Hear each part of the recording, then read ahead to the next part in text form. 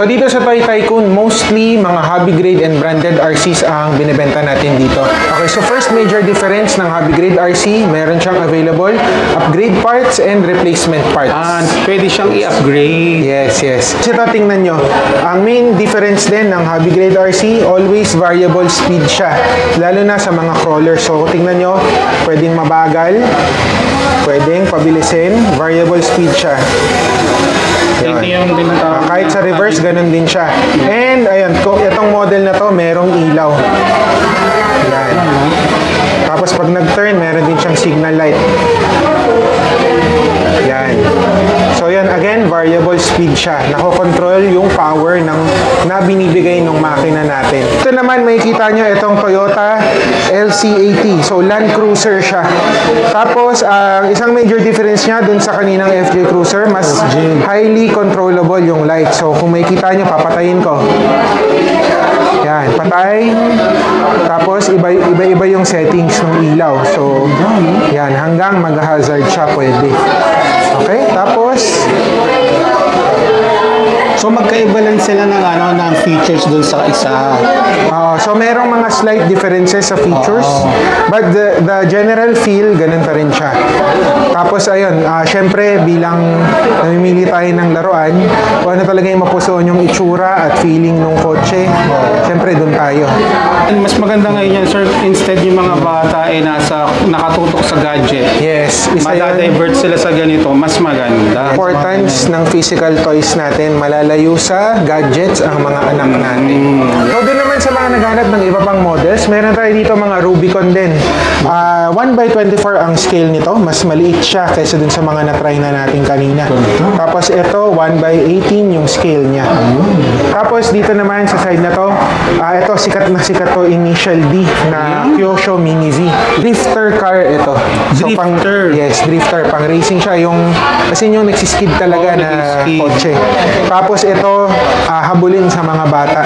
2,999 to. Kyosho Egg ang model niya. So, Mario Kart. Authentic na Nintendo product to. So, meron siyang 5 characters. Available din siya dito sa amin. Ito, meron din tayo Jimny. So, habulin din ang model na Jimny kasi sikat ang Jimny dito sa Pilipinas. Lalo na ngayon, Oo.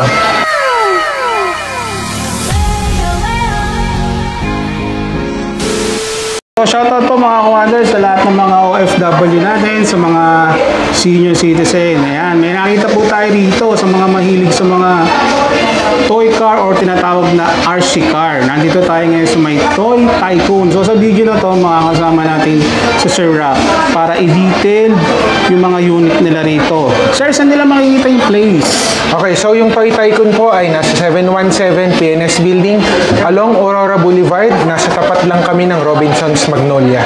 Yun. Anong oras po kayo nagbubukas, sir?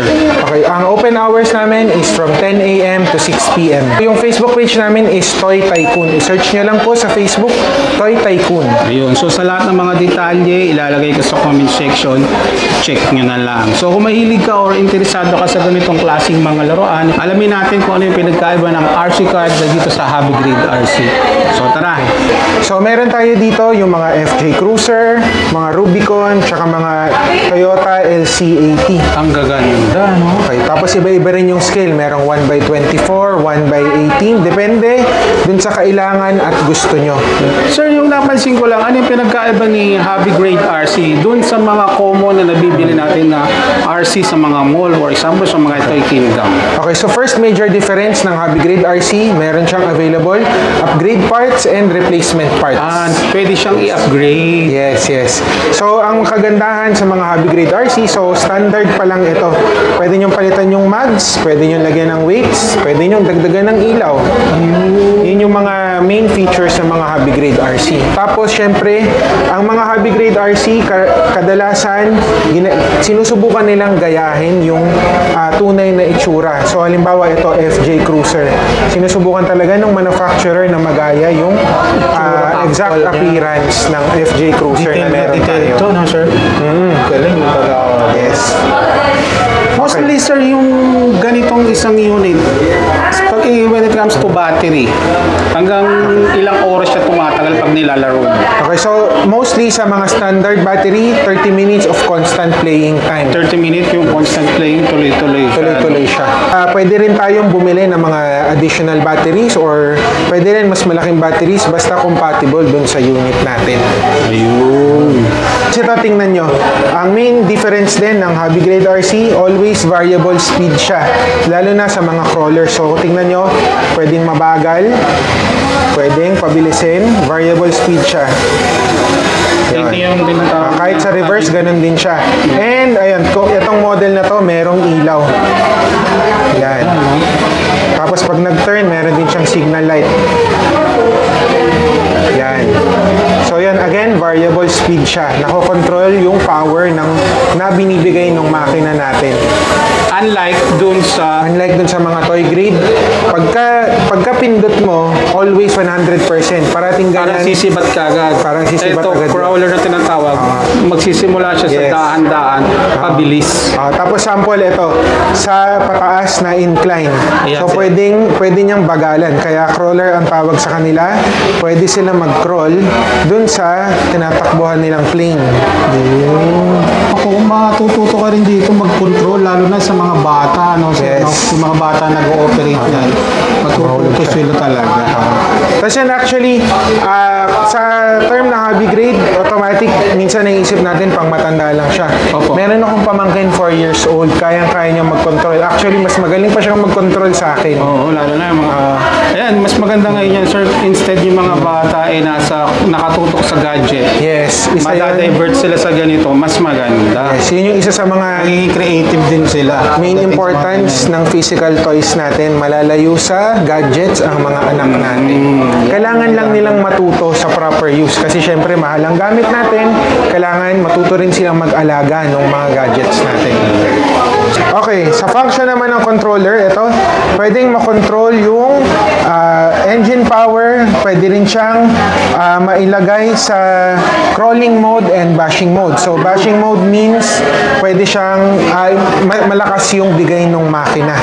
Tapos, meron ding mga controllers na nakokontrol natin yung ilaw dun sa kotse. Ito yung steering. Ito naman yung steering niya. So, currently, common to kahit sa toy grade, ganito na rin itsura. Pakita natin, sir. Pag pinipindot mo to, Pag pinihit, may signal light at nagta-turn yung wheel niya. Ayan. So, pwedeng incremental din. Incremental yung pag-turn mo. So, ito, hand-eye coordination na talaga to. ayan. Skills ang Yes, ginagamit dyan. Hindi lang basta, di ba? Mostly, sir, yung hiwalay yung battery nito, no? Sa mga remote natin. Hiwalay ang battery. So, ito, naka-apat na AAA batteries yung controller. Pero pag bumili kayo, pagka bumili kayo ng ready to run, ang kotse natin ay meron ng kasamang isang battery. Yung, Yan.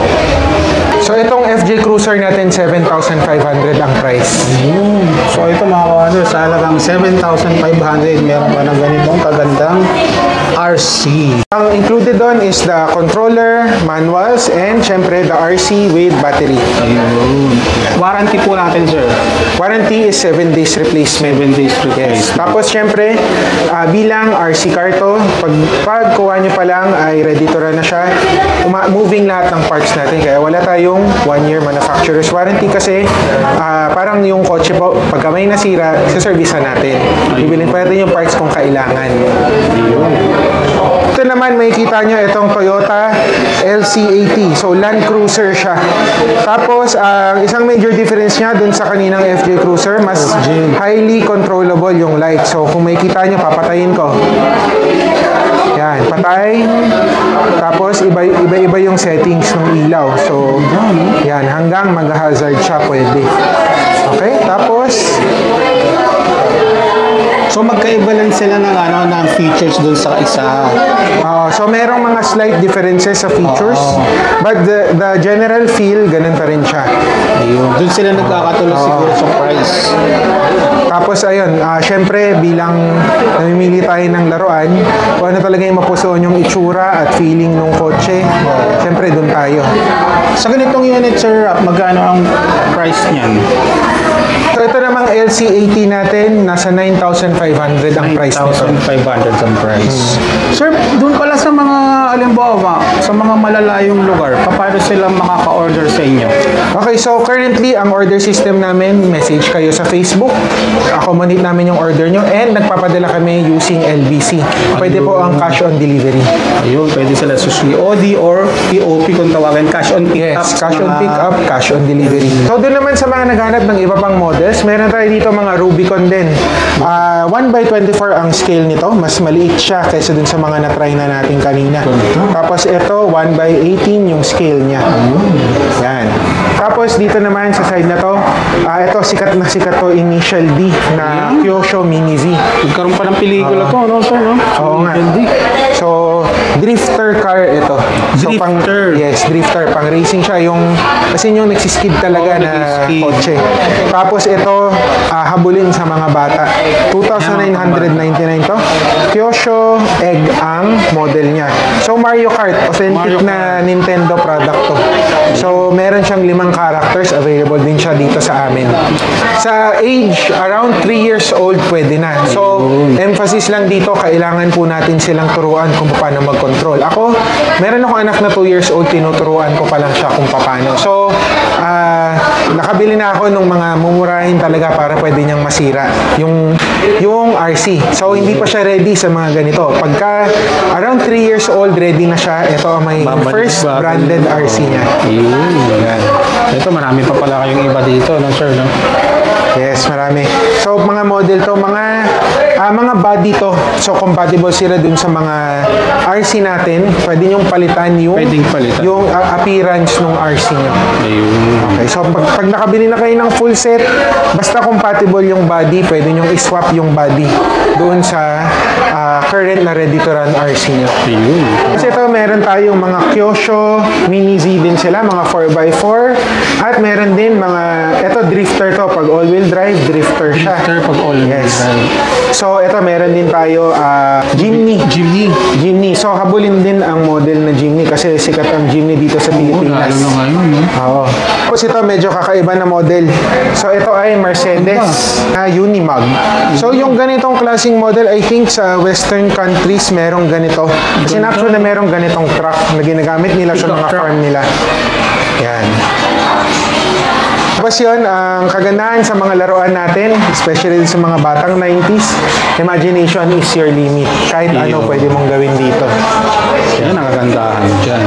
Sir, saan nila matatagpuan yung store? Okay. So, ang Toy Tycoon ay nasa 717 PNS Building, tapat lang ng Robinsons Magnolia. So, ang pinakamalapit na LRT station is Gilmore Station. Ayun.